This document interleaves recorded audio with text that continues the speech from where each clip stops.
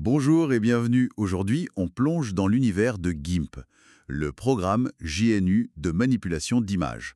C'est un nom un peu technique peut-être, mais c'est un outil graphique super puissant et surtout libre et gratuit. On l'utilise pour la retouche photo, la création d'images. C'est une vraie alternative aux gros logiciels payants qu'on connaît.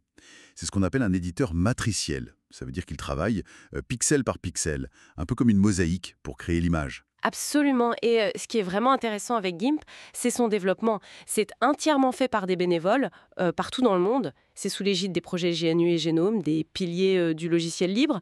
Du coup, il est dispo gratuitement sur Linux, macOS, Windows, un peu partout. Et pour notre discussion aujourd'hui, on va surtout s'appuyer sur l'article Wikipédia qui lui est dédié. C'est une bonne base. D'accord. Alors, euh, si on remonte un peu le temps, GIMP, ça commence quand et comment?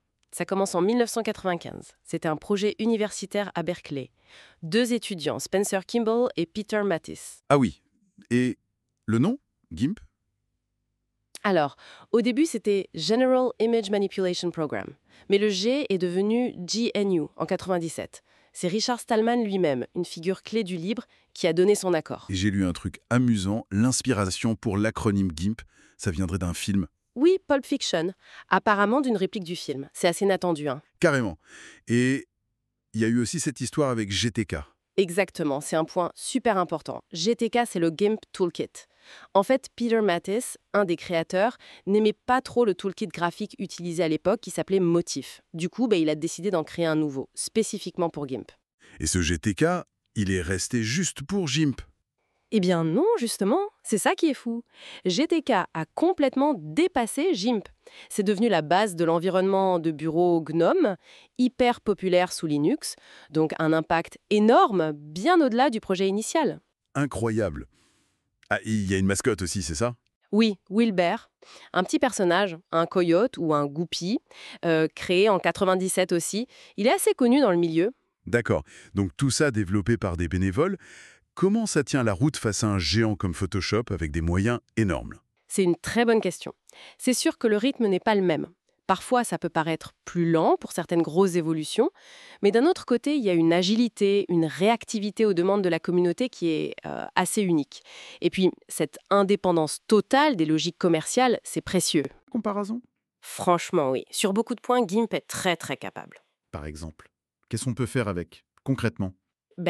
Énormément de choses. Déjà, les outils de sélection sont très variés. Le rectangle, le cercle classique, mais aussi la sélection floue, par couleur, ou les chemins vectoriels pour des découpes hyper précises. Ensuite, pour l'édition elle-même, les pinceaux, crayons, la gomme, bien sûr, mais aussi des outils plus avancés comme le clonage pour dupliquer des zones ou le correcteur pour enlever des défauts. Mhm.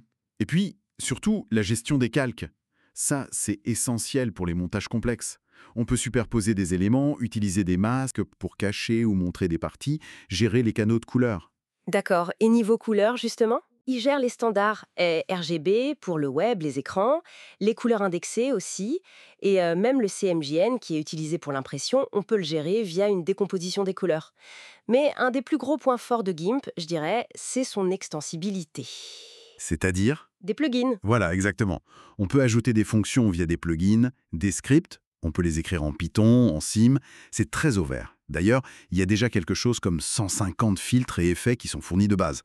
C'est déjà pas mal, hein? Ah oui, quand même. Et une grosse étape technique, ça a été l'intégration de GGLL. C'est la Generic Graphics Library. Surtout depuis la version 2.10, ça a permis de gérer les couleurs avec une plus grande profondeur de bits. Plus de nuances, quoi. Et surtout, ça a ouvert la porte à l'édition non destructive. Édition non destructive, ça c'est important. Ça veut dire qu'on peut modifier les choses, des réglages, sans abîmer l'image originale. C'est ça, hein? On peut revenir en arrière plus facilement. Tout à fait. C'est beaucoup plus souple pour travailler. Moins de risques de faire une bêtise irréversible. C'est un vrai plus. Et ça a été vraiment consolidé avec la version 3.0, Ah, la fameuse version 3.0. Elle est sortie quand? en mars 2025, après presque 7 ans de développement. C'était attendu. Elle apporte cette édition non destructive plus poussée, mais aussi une refonte de l'interface avec GTK plus 3. Donc plus moderne, plus réactif. Oui, voilà. Plus agréable à utiliser au quotidien. Et ils ont ajouté aussi des capacités de dessin vectoriel de base avec un truc appelé CityGRX, pour des formes simples, des logos, etc.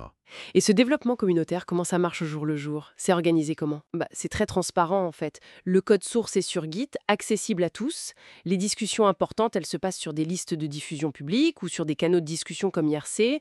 Souvent, une nouvelle fonctionnalité est développée dans une branche à part et quand elle est stable, hop, elle est intégrée à la nation principale. D'accord. Et le projet participe aussi souvent au Google Summer of Code. Ça permet d'attirer des étudiants, des jeunes développeurs qui apportent du sang neuf et de nouvelles idées. C'est un bon système. Intéressant. Et pour l'utilisateur final, on le trouve où, GIMP? C'est facile à installer? Ah oui, très facile. Il est dans les dépôts de la plupart des distributions Linux, comme Fedora ou Debian. On clique, ça s'installe. Et bien sûr, on peut le télécharger directement sur le site officiel pour Windows et macOS.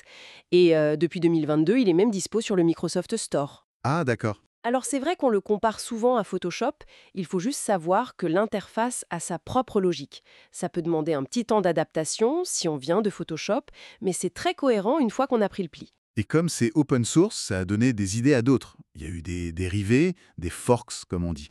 Oui, tout à fait, c'est un des avantages du libre. Par exemple, il y a eu Cinepaint. C'était un fork spécialisé pour le cinéma.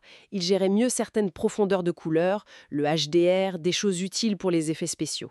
Mhm. Il y a eu aussi GIMP Portable, une version pour Windows qu'on pouvait lancer depuis une clé USB sans installation, pratique, ou encore Seashore sur macOS qui essayait d'offrir une interface plus simple, plus épurée, et puis GIMPshop qui avait tenté de copier l'interface de Photoshop pour faciliter la transition. Bon, ce projet-là n'est que maintenu aujourd'hui, mais ça montre bien la flexibilité de l'écosystème. D'accord. Donc, une histoire riche et un outil toujours bien vivant. Exactement. Pour résumer, GIMP, c'est vraiment un poids lourd de l'édition d'images. Extrêmement capable, gratuit et surtout porté par une communauté mondiale hyper active et passionnée. Son évolution continue avec des étapes clés comme la version 3.0 récente et sa grande modularité grâce aux extensions, ça en fait un acteur incontournable du logiciel libre graphique. C'est clair? C'est impressionnant. Mais ça soulève une question pour finir, peut-être. Comment un projet comme ça, qui repose autant sur le bénévolat, sur des contributions qui sont parfois ponctuelles, comment peut-il assurer sa pérennité? Et surtout, comment peut-il continuer à innover et à, disons, tenir tête à des concurrents commerciaux qui ont des moyens financiers gigantesques? C'est le défi permanent, oui. C'est sans doute ça, le challenge constant pour GIMP et pour beaucoup d'autres projets open source de cette envergure. Une bonne question à méditer, je pense.